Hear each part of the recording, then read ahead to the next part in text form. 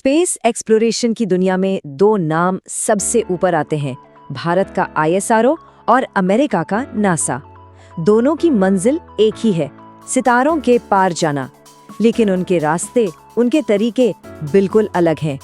तो आज हम इन दो स्पेस जायंट्स के काम करने के अंदाज को समझेंगे, एक जो जमीनी जरूरतों को पूरा करने के लिए आसमान की तरफ देखता है और दूसरा जो ब्रह्मांड के रहस्यों को जानने के लिए हर सीमा को लांघ जाता है।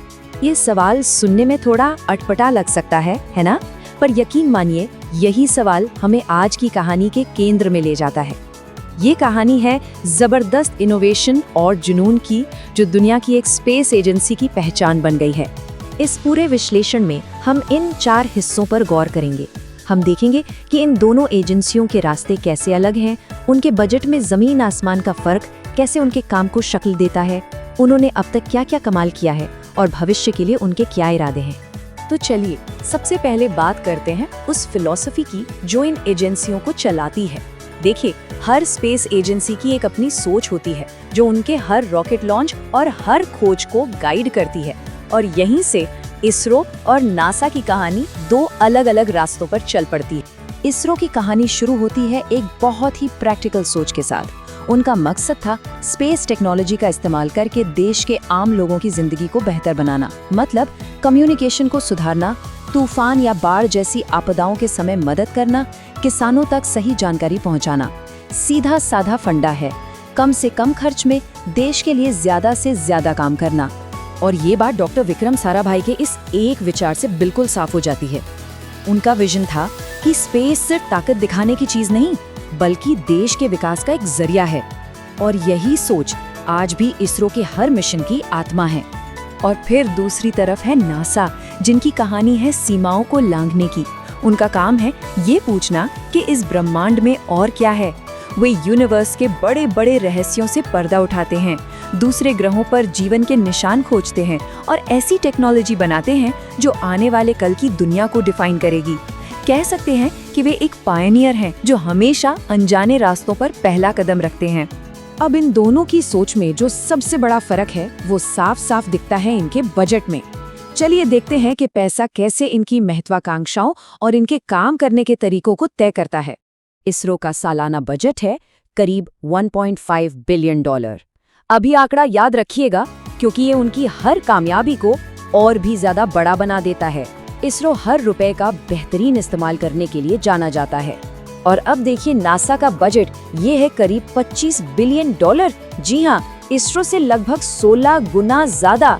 ये भारी भरकम बजट उन्हें बड़े, मुश्किल और ऐसे मिशन करने की आजादी देता है जो साइंस की हदों को चुनौती देते हैं। और इस बजट के फर्क का सबसे जबरदस्त उदाहरण है मंगलयान मिशन। इस मिशन ने पूरी दुनिया को दिखा दिया कि कम खर्च में क्या कुछ हासिल किया जा सकता है। सोचिए, इसकी कुल लागत हॉलीवुड की कई साइंस फिक्शन फिल्मों से भी कम थी। ये वाकई में किफायती इनोवेशन की एक मिसाल है। तो इस बजट के अंतर का असल में मतलब क्या है? ये टेबल इसे बहुत अच्छे से समझाता है। एक तरफ इसरो है जो कम खर्च में बेहतरीन काम करने का मास्टर है और प्रैक्टिकल सॉल्यूशंस पर फोकस करता है।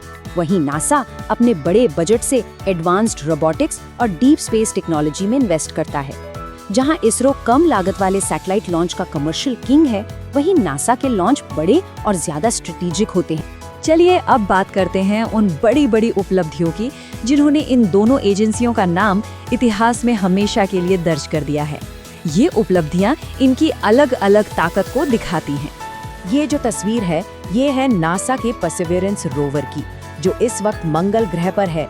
दशकों से नासा ने मंगल ग्रह को समझने में दुनिया को लीड किया है और ऐसे कई रोबोटिक मिशन भेजे हैं जो वहां जीवन के सबूत तलाश रहे हैं। यहाँ एक बहुत दिलचस्प बात है, दोनों ने ही पहली बार बहुत कुछ किया है, पर उनके अंदाज बिल्कुल अलग हैं। नासा ने 1969 में चांद पर पहला इंसान भेजकर इतिहास रचा, तो वहीं इसरो ने अपने पहले ही प्रयास में मंगल तक पहुंचकर और चांद के साउथ पोल पर उतरने वाला पहला देश बनकर दुनिया को हैरान कर दिया। दोनों ही अपनी अपनी जगह पर ऐतिहासिक हैं। और कहानी यहीं खत्म नहीं होती।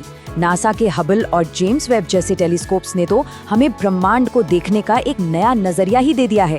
दूसरी तरफ इसरो के चंद्रयान 1 ने चांद पर पानी खोजकर एक बहुत बड़ी साइंटिफिक डिस्कवरी की और अपने PSLV रॉकेट से एक साथ 104 सैटेलाइट लॉन्च करके अपनी काबिलियत साबित की। तो आगे क्या, भविष्य में क्या होने वाला है? आइए देखते हैं कि ये दोनों स्पेस एजेंसियां आने वाले वक्त के लिए क्या बड़े प्लान बना रही हैं और हमें सितारों के कितना और करीब ले जाने वाली हैं। दोनों के प्लान्स बहुत एम्बिशियस हैं। इसरो अपने पहले human space flight mission Gaganyaan पर काम कर रहा है और साथ ही शुक्र और सूर्य पर भी मिशन भेजने की तैयारी में है। वहीं नासा का लक्ष्य आर्टेमिस प्रोग्राम के जरिए इंसानों को वापस चांद पर ले जाना है, मंगल से मिट्टी के सैंपल वापस लाना है और बृहस्पति के चांद यूरोपा पर जीवन की तलाश करना है। ये तस्वीरें भविष्य की एक कहानी बताती हैं। एक तरफ नासा की नज़र गहरे अंतरिक्ष में है, तो दूसरी तरफ इसरो अपनी लॉन्च टेक्नोलॉजी और ह्यूमन स्पेस फ्लाइट प्रोग्राम को मजबूत कर रहा है। दोनों ही अपने अपने तरीके से इंसानियत को आगे ले जा रहे हैं। तो सवाल उठता है कि इन सब का हमारी जिंदगी से क्या लेना देना? बहुत कुछ। ये सिर्फ रॉकेट और ग्रहों की बात नहीं है। इन मिशनों से जो टेक्नोलॉजी निकलती है वो हमारी रोज की जिंदगी को बेहतर बनाती है। चाहे वो तूफान की पहले से चेतावनी देना हो, GPS की तरह काम करने वाला सिस्टम हो या दूर दराज के गांव तक इंटरनेट पहुंचाना हो। और अब जब प्राइवेट कंपनियां जैसे SpaceX और ब्लू ओरिजिन भी इस रेस में कूद पड़ी हैं, तो एक बड़ा सवाल खड़ा होता है, भविष्य में इन सरकारी एजेंसियों का रोल क्या होगा? क्या ये एक्सप्लोरेशन के लीडर बने रहेंगे या फिर प्राइवेट सेक्टर के लिए रास्ता बनाने का काम करेंगे? ये एक ऐसा सवाल है जिसका जवाब हमें आने वाले सालों में मिलेगा। सोचने के लिए एक बहुत ही दिलचस्प बात है।